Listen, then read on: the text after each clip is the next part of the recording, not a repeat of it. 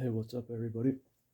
Today we're looking at an author that represents a very meaningful part of the development of my personal philosophical background. James Randi, along with people like Carl Sagan, Richard Dawkins, George Carlin, Sam Harris, Bertrand Russell, Michael Shermer, Daniel Dennett, Christopher Hitchens, and Isaac Asimov, was one of the main figures in my proper introduction to the philosophy of skepticism. I noticed that there's a glaring lack of female names on that list. So if you can point me to any notable female skeptics, I do very much believe in trying to see things from many different perspectives. I also understand, however, that this video may be unpopular because I see that superstitious proclivities are an overwhelmingly common trait in this country. If I had to put a number on it, I'd say 99 to 1. It's just part of human nature to be superstitious. And there are some good hypotheses for the adaptive survival advantage for superstition that do make sense. However, that has nothing to do whatsoever with whether they are grounded in reality. And that's what I'm interested in. But I digress. We're talking about James Randi. James Randi was a stage magician by trade, but he was better known for his contributions to the skeptic community. There are many heroes in this department, but he was one of the first that really got me thinking about and realizing the importance of this stuff. James Randi made it his business to challenge anyone making paranormal claims and to expose charlatans and con men. Who better to point these people out than a magician? Many of these charlatans, so called psychics, faith healers, dowsers, mediums, etc., use the very same conjuring tricks used by stage magicians. James Randi stood up for rational discourse and scientific inquiry. He was the founder of the James Randi Educational Foundation, which offered a $1 million prize to anyone who could demonstrate psychic or paranormal powers under controlled conditions and observation. Needless to say, he died with that $1 million check unclaimed. Okay, so I've spent enough time telling you about James Randi. How was the book? Flim Flam, Psychics, ESP, Unicorns, and Other Delusions. Guys, it pains me to say this, but the book was a bit of a disappointment. I didn't feel like it was very representative of what James Randi is all about. Also, it was written in the early 80s, and a lot has happened since then. Yes, this book is an effort to encourage critical thinking by debunking claims, but I have to tell you, as a self proclaimed skeptic, I don't think the approach used in this book was very effective.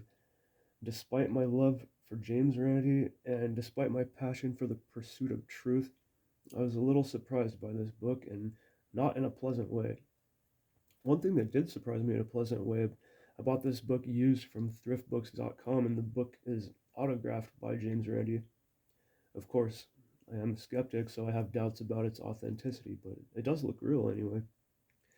So James Randi goes through and deconstructs specific paranormal claims one at a time. He deals with astrology, the Bermuda Triangle, UFOs, fairies, levitation, dowsing, and more.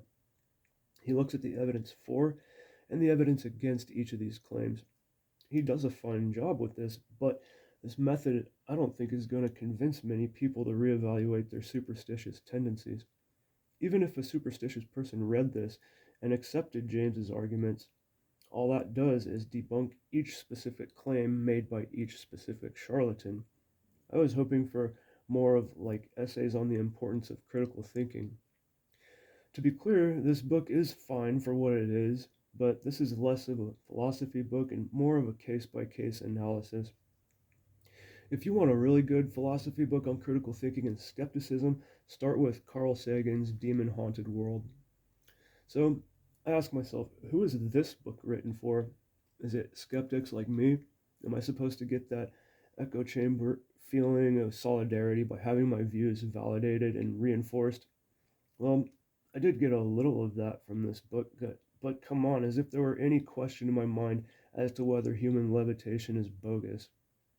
Every case in this book had me thinking, of course this is nonsense, but A skeptic could also very easily say that just because these claims were bogus doesn't mean psychic powers don't exist or that UFOs from other solar systems don't visit us. They could even say that even if James Randi thoroughly debunked 10 dowsing practitioners, that doesn't mean that dowsing is bogus. Such a statement would be correct, even though, spoiler alert, dowsing is bogus. The approach used in this book leaves me wondering who he expects to convert.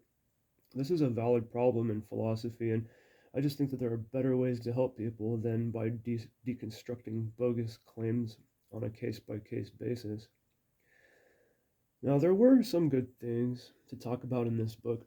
James Randi provides a list of 20 things you typically see in these paranormal claims.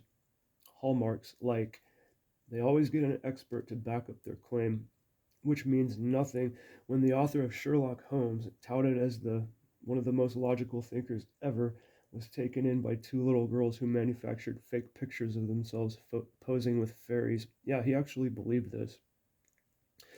So then, after some careful mental deliberation, I decided that the time I'm using to read this book could be used to read something more useful to me.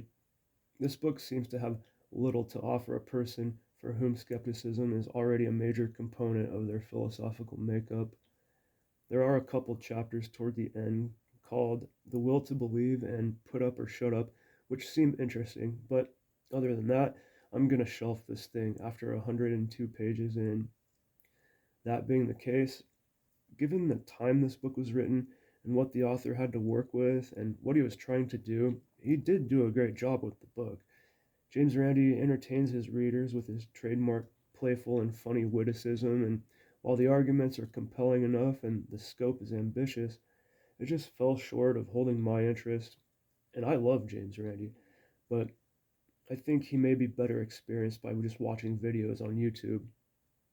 So this was kind of a painful review to make. I hope you got something out of it. Thanks for watching, and maybe don't buy this book, but James Randi is definitely worth looking into on YouTube. And happy Thanksgiving.